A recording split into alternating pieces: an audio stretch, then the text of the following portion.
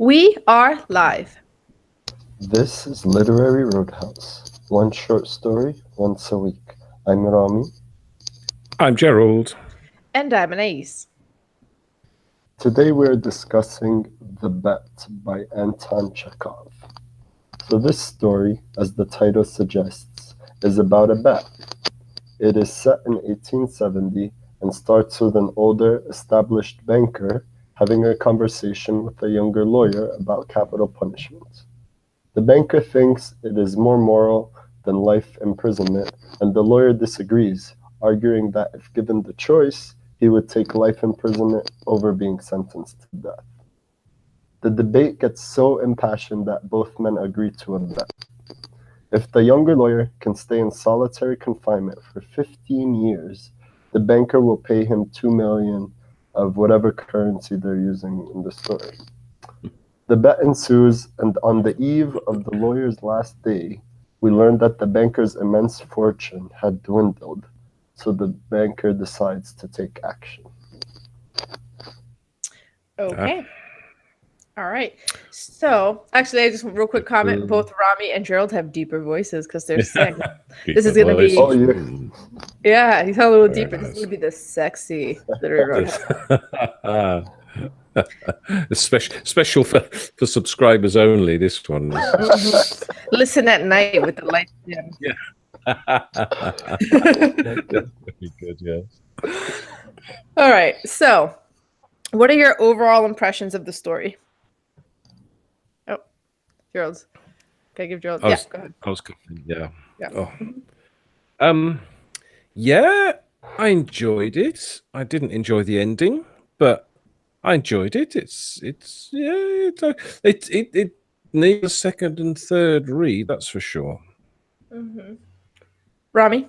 I thought it was okay. I mean, there are some sticking points that I have with it, and I've learned about myself that for some stories, if just one thing or two is off, it might, be enough to ruin it for me. Mm. So this story is one that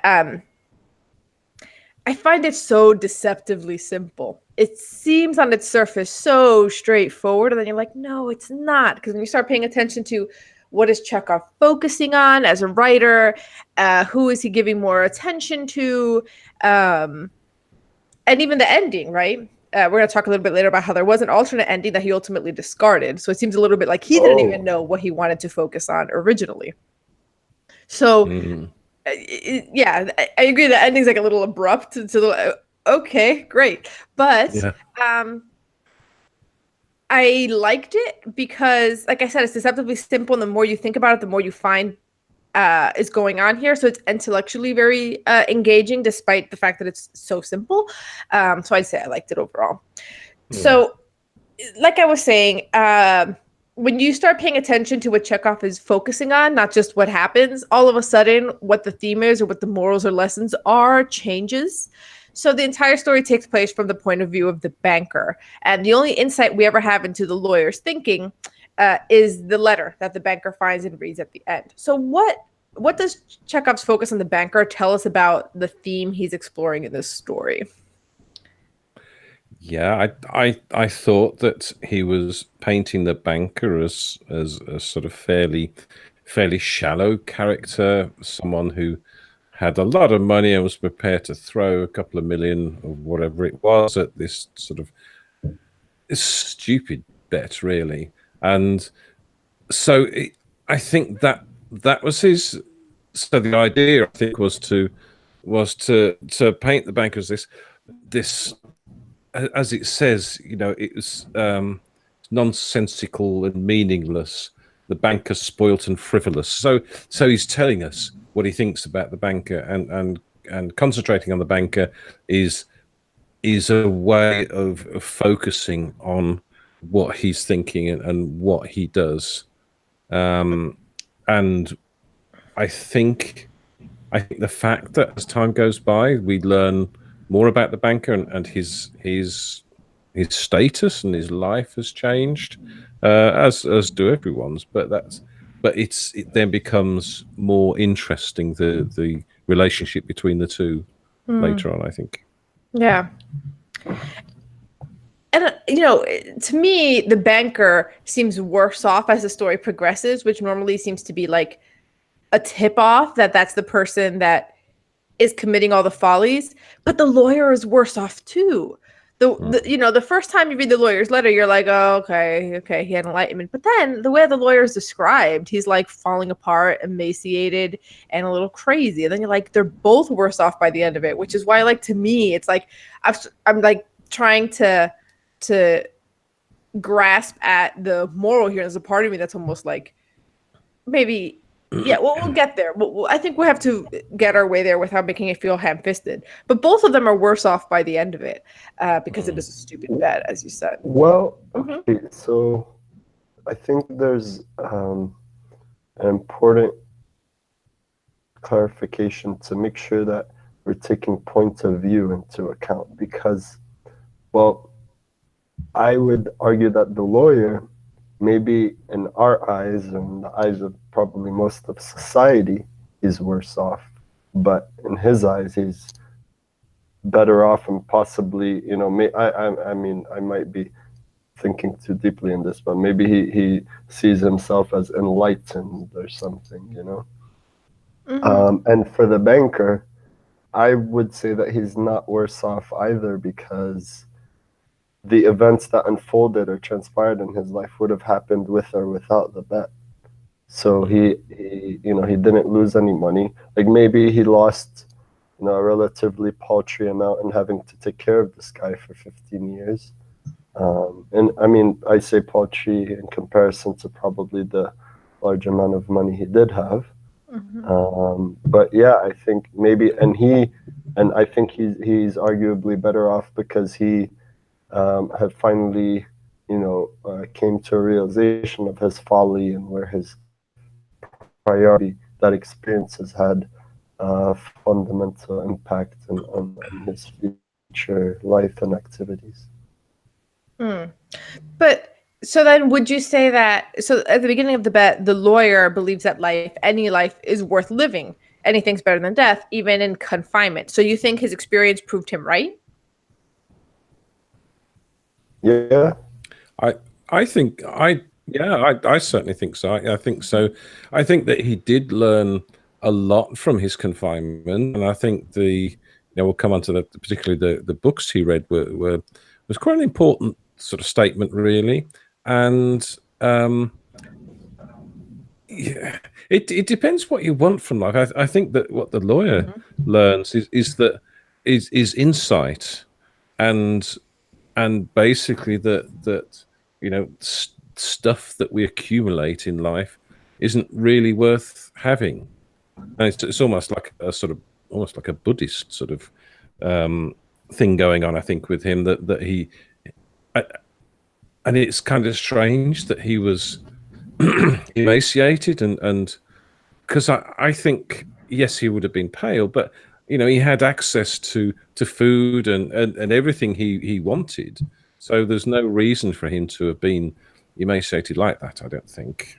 I wish Chekhov had kept the alternate ending because I think the alternate ending, I understand why he cut it. So, okay, there was an alternate ending in an earlier version of the story. So in the original ending, there's a party a year after the lawyer leaves, and the banker is expressing his admiration for the lawyer at this party.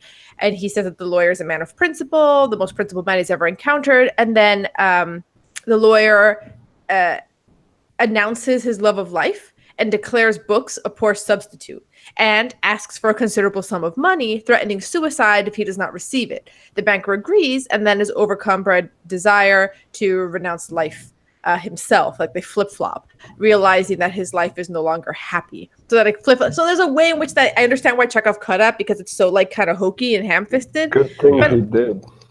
Yeah, but I think what that's telling us is maybe there's a lesson here about excess and extremes, because during those 15 years, you can see the banker as the extreme as living life outside of books to the fullest, a lot of gambling and everything that he's doing with like the socializing, the partying, and keeping up with the Joneses, and that's bringing him to ruin. And on the other side, the super extreme one is a guy who's only experiencing life vicariously. He's like, I've loved women through books, right? And there's a way in which you're like, unless you actually live certain experiences, you're not getting the full amount of knowledge about those experiences, right? So I think there's a way in which both of them are starved, and there's a middle ground here that's better. Because I don't think the lawyer proved necessarily that a life of confinement, I mean, better than death, that's a big stretch, because like we're all afraid of dying, and I would much rather read books than be dead. But I also understand the point that extreme isolation and only living vicariously through books and not actually living, it's also not a good life either, right? I think that's why at the end he looks the way he looks. Yeah, and I think a good adjective to describe the lawyer at the end of it is ascetic, which is a person who practices extreme self-discipline and abstains from, or has an ability to deprive him or herself. Yeah. And that's why I think that alternate ending that got cut it's like, in case anyone missed it, it's got the lawyer coming back and being like, no, books aren't enough, in case anyone didn't get there on their own. Everything else around it is very cheesy, like having the banker renounce life. Okay. Yeah. So there is something also I noticed. I think on the surface, it would be easy for one to think that for the banker, his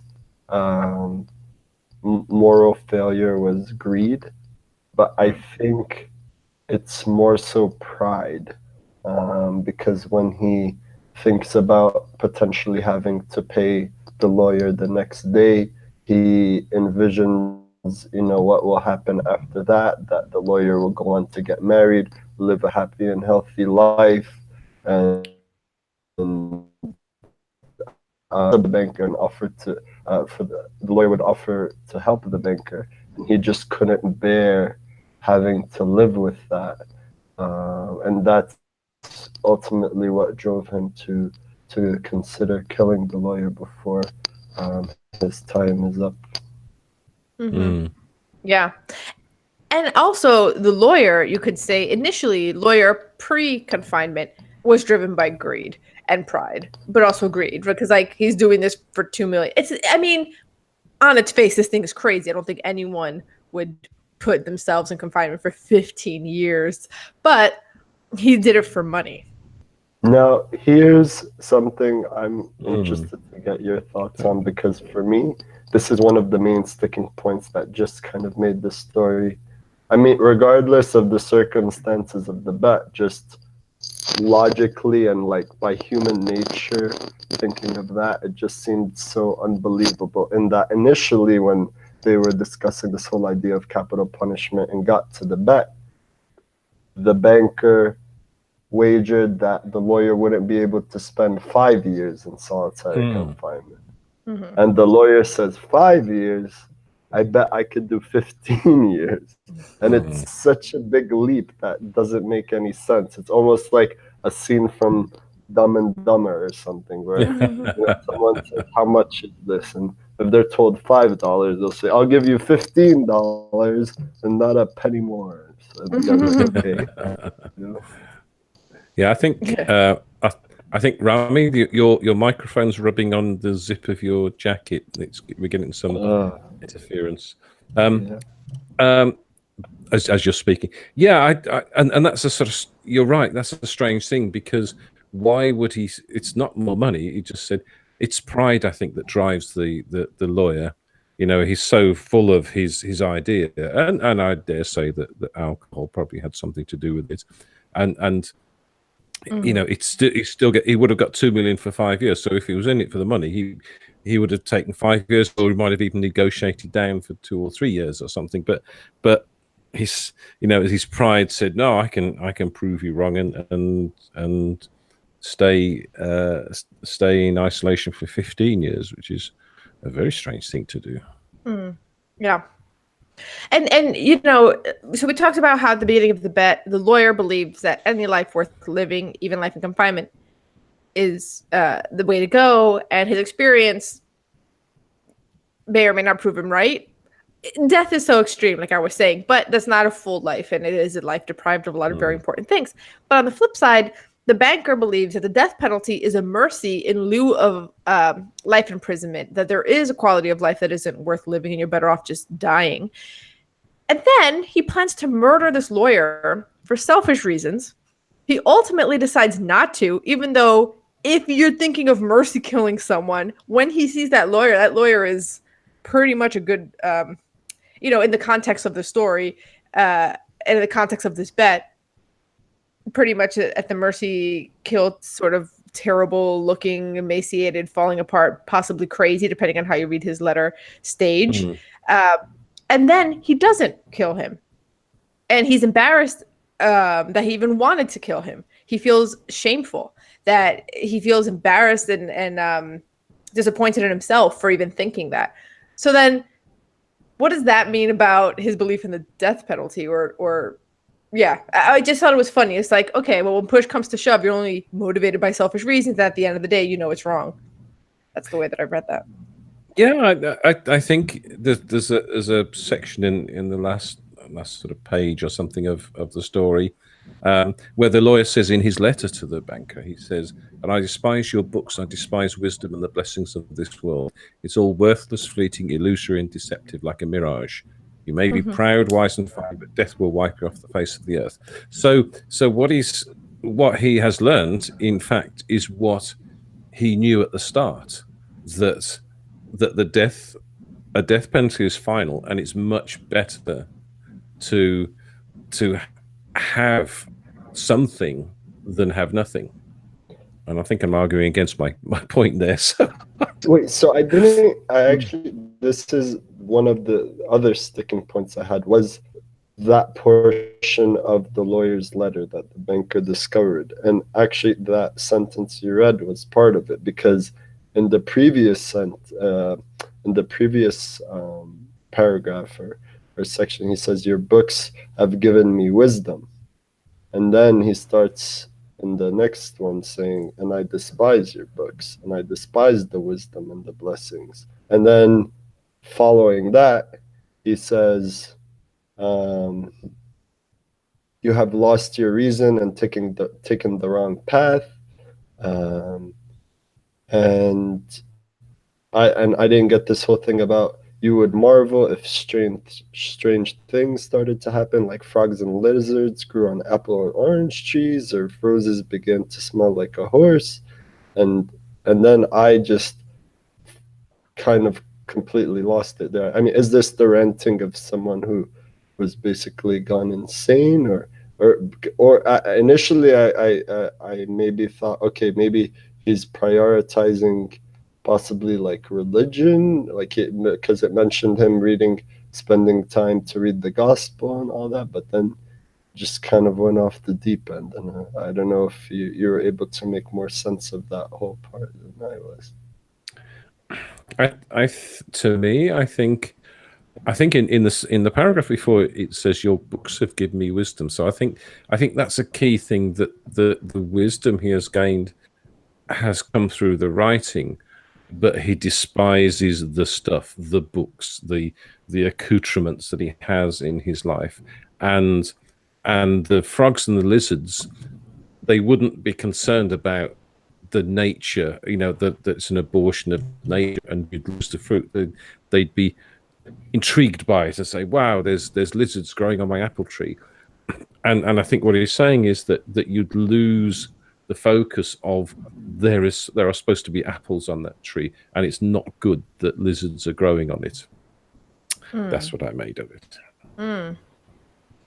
Yeah, I mean, I think to me it's a little bit like similar like to what you're saying, Gerald, and also, how sometimes in the ravings of a lunatic there's a bit of truth and there is some genius that they've touched on in there. So I think there's a little bit of like, he hates all of this because he sees it all as very frivolous. I think that line at the end where he was like, your history, your immortal geniuses, everything that you've created over the history of civilization will burn or freeze together with the earthly globe. Eventually, all this is going to end, including the planet. This is all dumb. Like, I think that's a big part of that bitterness. So it's like, he knows he's wiser than everyone. He's learned so much, and to what end? It just makes him feel like it's very pointless because he's not actually living. That's the part that I'm talking about, where it's like, he's not actually experiencing anything in life or what it is to exist. And then when he says you have lost your reason and taken the wrong path, you have taken lies for truth and hideousness for beauty. So I marvel at you who exchange heaven for earth. It's a little bit like you have your head, like by reading all of this, it's like he's seeing how we're putting so much effort into thinking and abstract thinking and deep thinking, and really living is right here on earth. Just live. Like I think that's what he's saying. When he says he marvels at those who exchange heaven or earth for earth, does that mean that they're preferring earth to heaven? Yeah. But when he says marvel, I think it's a little sarcastic. Like he can't. Well, that's how I'm reading it. Maybe that's not how it should be. He's like, I don't want to understand you. So when he says that, that's why I think when he's saying I marvel, it's like a little sarcastic. Like, oh, yeah. But then what is heaven according to him? So basically, the idea of like the divine and something greater, like that obsession with finding the divine or something greater. To him, it's like all of that, everything that you've thought of, is going to disappear when the earth disappears, and living is what's happening right now on the ground. Like, I think that's what he realizes. So which one is better according to him? Heaven? I think earth. I think having been deprived of earth. That's how I read it. Is having been, like he's just like, I'm wiser than all of you. I've learned so much more than all of you because of all your books, but everything that I've learned is pointless. This is all going to end one day, and you should actually be living, because he would prefer to be living. I read it the other way. This is quite strange. Yeah. So I read it the other way, because he's the word marvel is probably not the right word, or not the right words we would understand it, but he's sort of surprised or shocked that the people who would exchange heaven for earth, so that the people who prefer earthly possessions rather than I see what you're saying. Yeah, so that's how I read it. I don't know, because he's discovered that earthly possessions are useless, because we're all going to die anyway. Which But then so I think it kind of goes both. Actually, I think he's saying both at the same time. But that would make sense if earlier he didn't say he despised the wisdom. So he's basically devaluing or criticizing both. Right. That's true. Higher thinking and worldly possession. He's just become very embittered. Like, yeah. Because, he's like, your books are giving me wisdom, and then I despise your books. I despise wisdom and the blessings of this world. It's all worthless, fleeting, illusory, and deceptive. Yeah. That's what I'm saying, is that it is sort of the ranting of a lunatic that has some points of truth in it. But the big thing here is none of this matters. Everything you've thought of, and the earthly stuff as well. Yeah, because you're right. He doesn't want the earthly stuff either, which is why he's rejecting all the money. Yeah. Wow. When the banker had read this, he laid the page on the table, kissed the strange man on the head, and went out of the lodge weeping. That's what you do when someone's crazy. Like, you read this and you know they're crazy. He's lost it. Yeah. Or is he just thankful that he didn't lose his money or have to kill someone? I mean, I think he's definitely happy he didn't kill someone, but or lost his money. But I think part of it is also because earlier he describes him as wretched. Is it when he sees him? Let me see. Poor creature. He described him as a poor creature.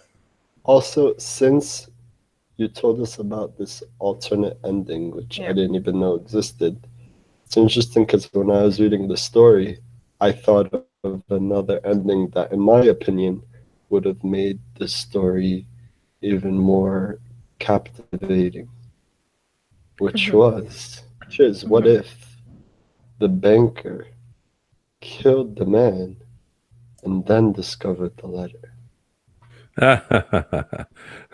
Rye schools Chekhov. Love that idea. Yeah, I think that would have been but even so, it says, at no other time, blah blah blah, had he felt so great a contempt for himself, so that after the banker had read the message, so he, and he lay on his bed, but his tears and emotion kept him for hours from sleeping. So he was, he was really suffering, hadn't he? sympathy for him, but he was really suffering because the letter had really sort of hit him quite deeply. Yeah. Yeah, that's how I read it too. Deeply because of what, to me, the way I read it, because of what happened to the lawyer. Like I don't know if he agrees with anything that was written, because what does he do at the end of the day? He puts the lawyer in a safe in case the letter in a safe in case anyone comes around asking questions. So he's still protecting his material wealth. He's still thinking about everything happening down. You know what I'm saying? Like he doesn't agree. At no point does he say, "You're right. All of this is stupid," and just walks away from it. He puts the letter in the safe. Yeah, and I think that putting the letter in the safe is to protect himself in case the lawyer comes back. Right. And says, "Where's my billions?" He said, "Here's the letter, and you renounce it. So tough luck, buddy." Yeah. Yeah. So, yeah, banker to the end.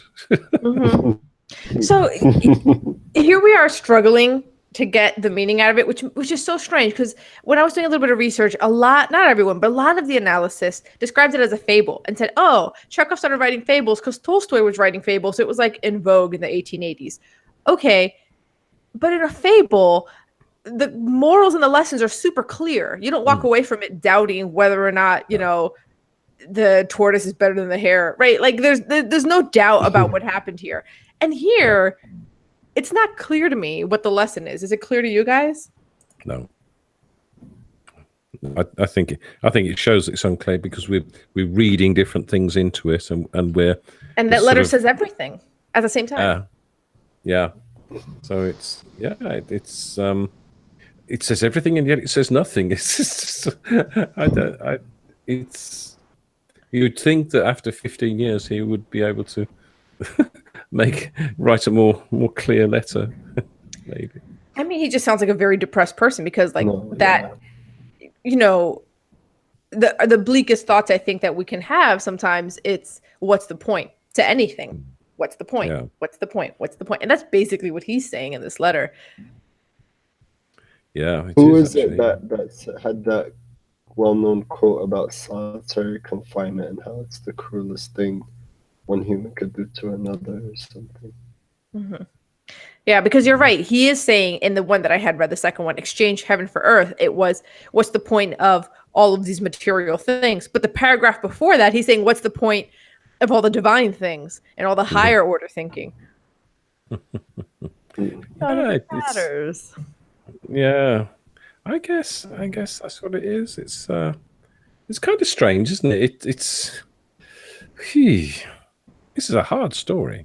I think to me it's really it is. I think to me it's really about that that excess in either direction. Like it is, you need to have some sort of balance, because neither one of them is better off by the end. They've both kind of had their original position completely uprooted. I don't think the lawyer would say anymore that any kind of life is worth living, having gone through that. And I don't think that the banker would be as gung-ho about the death penalty, having gone through his, like, I'm going to murder someone, never mind. You know what I'm saying? Like, here is somebody who's been made wretched by confinement. And your whole argument was death penalty is better than being made wretched by confinement. And then you don't kill someone, right? So even when push comes to shove, even he, right, like this is the exact situation that he said in the beginning, is when a death penalty is appropriate, is when somebody is going to be confined for a bunch of years and be miserable. And then he has that in his hand and he can't bring himself to do it. So I guess, those other arguments, because remember there were other arguments in the beginning about the death penalty that were very sort of Christian based, which was like, you can't make that permanent change. You can't kill someone because you can never reverse that. Who are we to judge who's to live or die? So I think that's where that's coming from. Yeah. Yeah. So both of them, their original positions were proved wrong. So neither one is right. So yeah. Yeah, it's a bit like the Ambrose Bierce story, isn't it? That, there's no glory in death and in war, and you just die anyway. So what's the point? A bit like that. Yeah. But I still really like it. I like that rambling letter because... Yeah. It's interesting, isn't it? It's interesting to sort of almost try and work out what because he's trying to say something, and yet he's going through a load of examples and different points of view, and still the whole reason, the whole point of the letter is a little bit opaque. So it's quite difficult. Yeah. But I liked it because I like that it's challenging. And that's another thing, like going to the writing crafts part of this. I feel like sometimes when we read some of the more modern stories that are trying to say a lot, they say a lot by doing a lot and sometimes feels overwrought. This has like the opposite problem where it's like so simple and so watered down that unless you're looking for meaning, we might be like, what a strange bet, and just walk away. You know what I mean? Like it doesn't signpost very well what it's trying to say. And I think given that alternate ending, Chekhov himself may not have been 100% sure on what he was trying to say. And it's quite interesting that in Slack you talked about, a drive-by discussion. And I think had we done a sort of drive-by discussion, and I liked it, and it's quite simple, but it's quite good. It would have been over in like 10 minutes. But with the questions that you asked and with the greater discussion, you're actually sort of looking at a story more, and you're thinking, what is it all about? It's interesting. Yeah. And there's sort of a second part to the story that I think a lot could be made of, which is what the lawyer does in his 15 years of confinement. He's all over the place. So it's like the first year of confinement, he suffered severely from loneliness and depression. He played the piano continually day in and day out. He refused wine and tobacco. And he read very light novels with complicated love plots, sensational and fantastical stories, light of character. And the second year, the piano goes silent, and he's only asking for the classics. In the fifth year, music is audible again, and the prisoner starts asking for wine. So he's like going through all of these like different sort of like changes in interest. In the fifth year, he would also sit down to write at night. He would spend lots of hours writing, and in the morning, tear up at all he had written. He could be heard crying. Yeah, he started studying languages the sixth year. What do you guys make of that? Like, he went into a lot of detail about that, so this is important. Yeah, well, go on, Rami. No, you go. I've spoken a lot. Oh no! What do we think about which part of him going into detail about, like the overall progression or one specific time period? All of it. That year 1, year 2, year 5, year 6, year 10. All he did was read the gospel. Yeah. No, I mean, it just makes sense that we would be updated about how it's coming along, and I guess maybe the stages of him reaching the point that he did. I don't know if there's like some kind of implied hierarchy in the progression, but I don't know, like stages of grief come to mind when I'm thinking about it, but I don't know.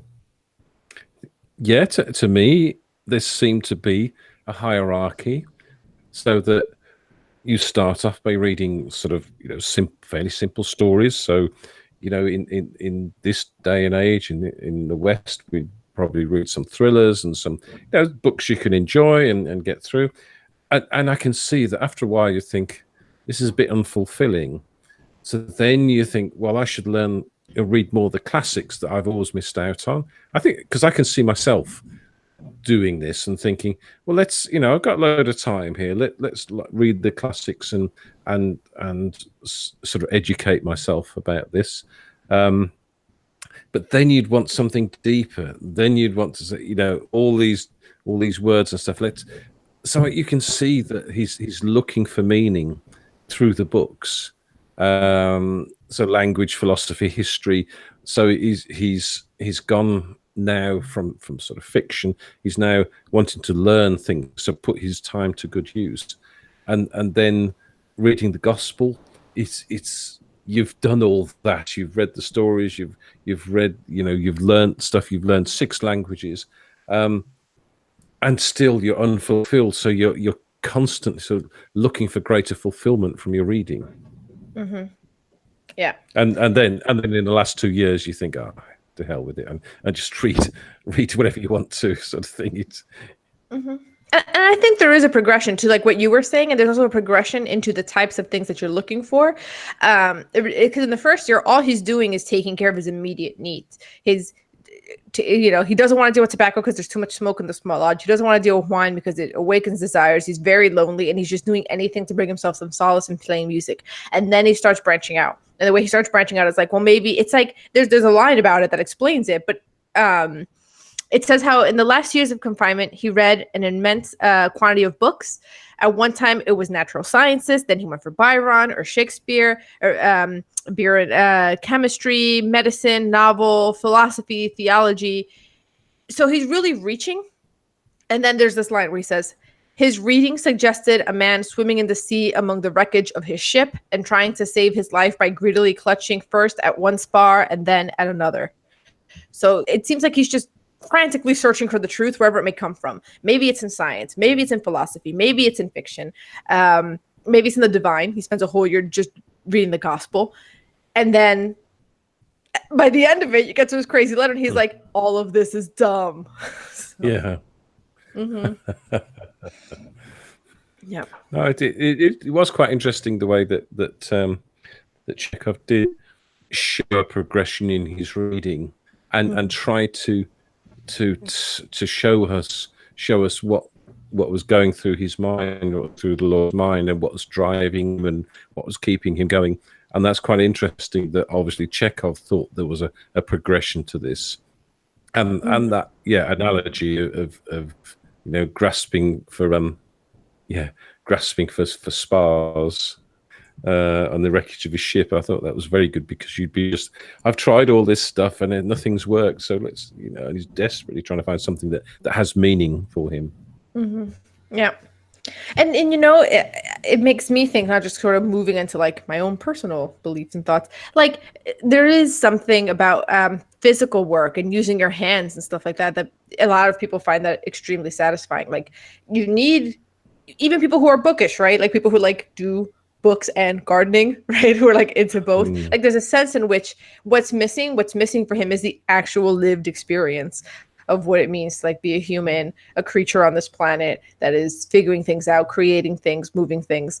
I thought that was really cool. I like that. Yeah, it was good. And I think yes, you do quite often find that people who are into books are also into something immensely physical and creative as well. And you're right about the reading or the writing and the gardening, or there's something else to balance it up. But something intensely creative that you can work on and create something from. But it's something with your hands. Yeah. I really liked it. I don't know if I have anything else to say. Oh, well, just we always talk about the writing. What did you guys think about the writing? Very good, because it would have been a translation, I presume. So, yeah, it was. Again, for an old story, the writing didn't bring me up short, and didn't. It was written in or translated in quite a modern style. Yeah. I thought it was. I liked it. Like just like simple lines, like 15 years before, his millions had been beyond his reckoning. Now he was afraid to ask himself which were greater, his debts or his assets. Just simple, just flows. Like, it's good. Yeah, it's great sort of sentence construction and also use of words. I mean, that the way that he explained his current situation in one sentence is really it's lovely, really well done.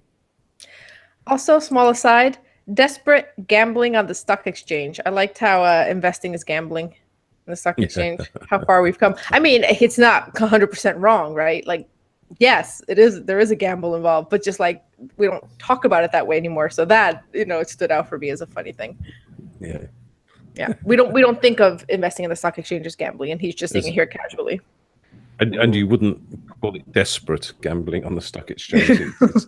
Well, maybe I took that as as a description of just what the banker is doing, not necessarily a comment on all stocks. Is that maybe he lost and it was, investing without proper research or rationale. It's just, kind of looking to get the money that he lost back. So he's just, throwing money left and right at whatever.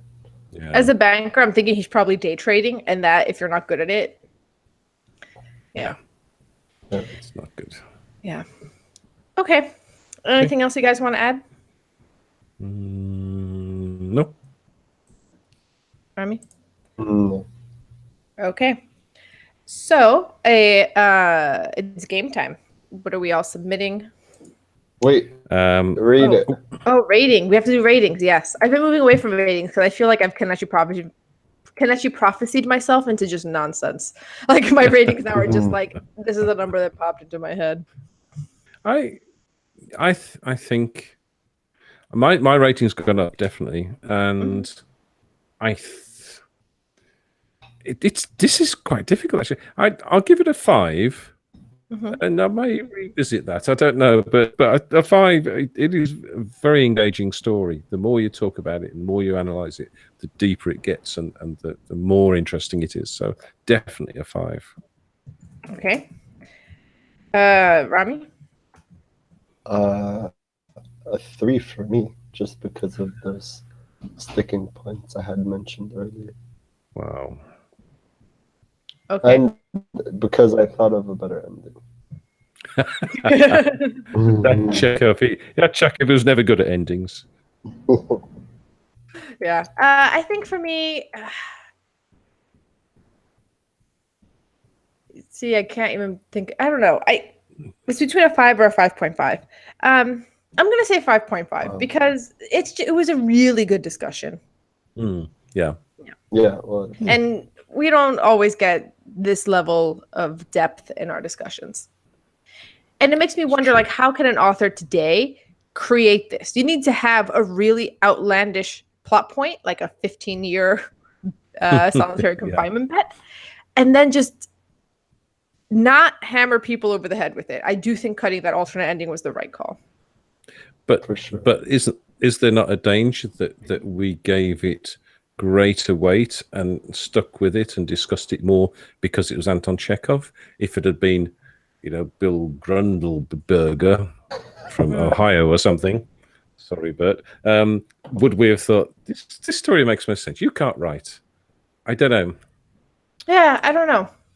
No, I don't know. So I don't know. We always ask that when we feel like we're being easier on a good author. But listen, we've trashed a couple Hemingway stories and loved other ones. So yeah. It took me days to get to sleep after that. Which one did we trash? I think it was Old Man on the Bridge. I didn't like, and Maya didn't like. But we love Snows of Kilimanjaro. We love Hills Like White Elephants. Yeah. Mm-hmm. So yeah. Okay. All right. So story time. Okay. I'm going to respond to one of our Facebook readers from the book group on Facebook, and it's Tim Weed who suggested The Sound of Thunder by Ray Bradbury. Okay. And I'm also dipping into our listener suggestions. I'm going to butcher this name, but Iona Badara says that we need to read more Cortázar, and I agree. So I'm submitting House Taken Over by Julio Cortázar. Super. Mm-hmm. Nice. It seems like I like when the suggestions make it a win-win. So whoever wins, we hopefully get to read a good story. Mm-hmm. So this quiz was kind of challenging for me to come up with because I believe, if memory serves correct, that I actually made a quiz about betting in the past. Oh, I think you have. So, yeah, but I couldn't help it because there's just so many interesting bets that have been made in history. So I'm doing it again, but it's only 2 rounds. Okay. So with a tiebreaker. So we'll start with Gerald. Yeah. Okay. A man once wagered his wife and his house on what? Arsenal beating Manchester United, Donald Trump winning the election, or since I know you're a football fan. Oh, disclaimer also, a lot of these questions are about sports. So Okay. sorry, Anais, if you're not as interested. But yeah, the third option is the New England Patriots beating the Seattle Seahawks. I don't want to be accused of being racist, but it sounds like something an American would do on a football game. So, Patriots and Seahawks. Actually, it was Arsenal. I was gonna say, you don't know your own people. No, wait. But here's the catch, though, and I think this will add some important context. I think it was actually made in a village in Africa, where like the village elders oversaw the contract. But like, what happened was immediately after the game, the man who lost fainted, and then he was evicted from his house the next day. Wow. Yeah. Excellent. Wow. Oh, there you go. All right. That was good. All right, and a fan of the Houston Texans American football team bet that if his team made a comeback victory against the San Diego Chargers, he would do what? Get a giant back tattoo, drink his own urine, or get tasered? Get tasered. He actually drank his own urine, and I think he posted a YouTube video of it. Gross. Wow. Okay. Gerald. Yes. Who bet that they could be let into the White House after arriving unannounced? So just strolling in on the White House lawn and getting inside and I guess, accessing it. All right. Was it George Clooney, Shaquille O'Neal, or Sylvester Stallone? What administration? That would be a big tip off.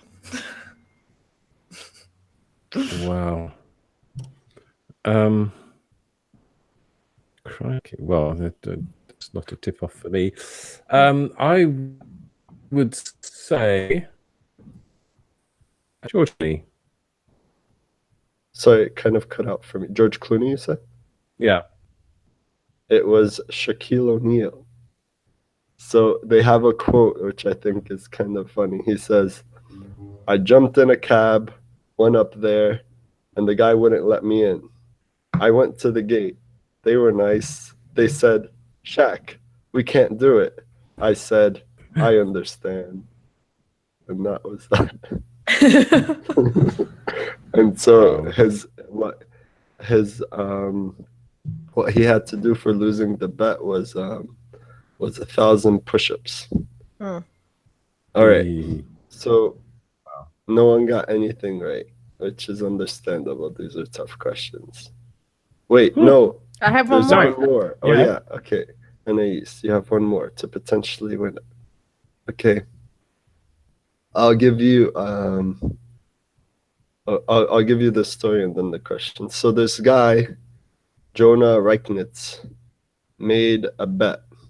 He bet that in a Super Bowl, it was Super Bowl, what is 40? I forgot, 46. Okay, Super Bowl 46. That the first points scored in the Super Bowl would be a safety. So that's like a 2-point safety sort of thing. And he bet $1,000 that this would happen. But before that, how many safeties had been scored in all of Super Bowl history? So in all of the 46 or 45 Super Bowls before that, 3, 5, or 7? 3. It was 7. So he put down $1,000 but it actually happened What? and he won. It was 50-1 odds, and he won $50,000. Wow. Yeah. All right. Well, I'm actually happy this happened because we can go to what I think is a super interesting tiebreaker and potentially evidence of time travel. Wow. Okay. In 1989, an anonymous Welshman went into a bookmaker to place what's called, I'm not familiar with this, but I'm assuming you could get it from the name. It's called a five-fold accumulator on a number of things staying the same year until the year 2000. So it's like an accumulator bet that I guess grows over time. So his 5 items included the fact that the soap operas EastEnders, Home and Away, and Neighbors would all still be on the air.